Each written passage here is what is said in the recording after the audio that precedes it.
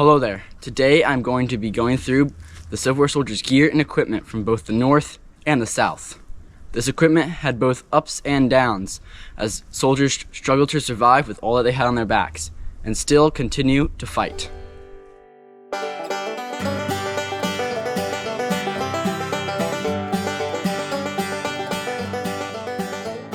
First, we're going to talk about the belt, cap box, bayonet, and cartridge box. This is a Union soldier's cartridge box.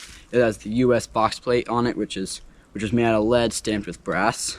The cartridge box was made out of leather. In fact, most items on the Civil War soldiers' gear was made out of leather. It was a black coating on it to prevent water from seeping in.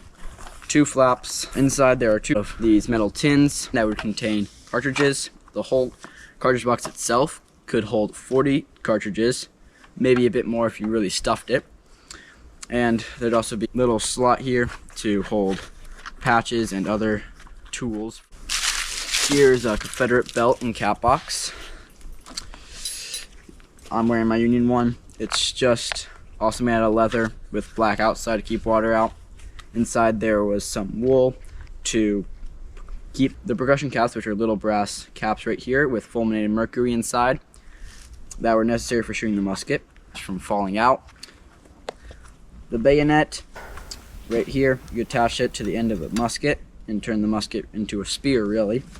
It was held by this sheath. This is a Springfield sheath. There were other kinds. Then there's the belt, which all this stuff is on, except for the cartridge box, which was sometimes on the belt. The belt, it's just a piece of leather with a plate usually. Sometimes it had a buckle.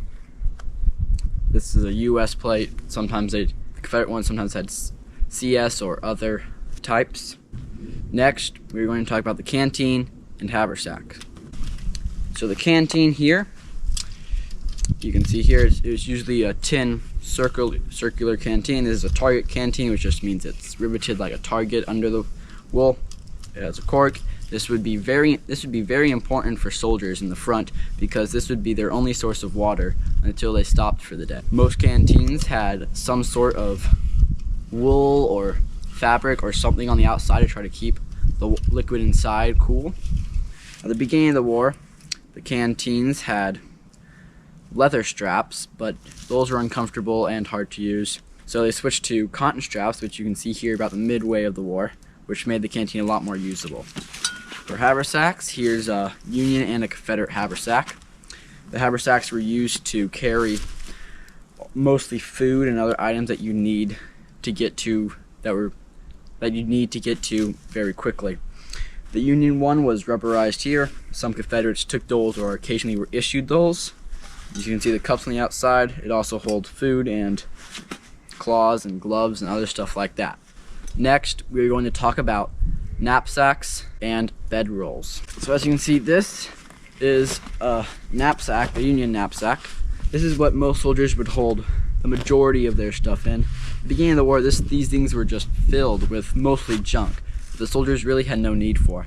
And when they started marching for long periods of time, they'd start throwing this stuff to the side of the road. The knapsack itself is made out of fabric covered with rubberized material to keep water out.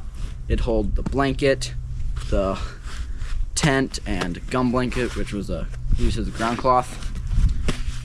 But it is very heavy, very painful on the shoulders, and is very hard to put on. So most soldiers, they just dropped them and trade them out for a bedroll, which you can see here. The bedroll is really just the wool blanket or gum blanket rolled up with all the rest of the needed materials inside.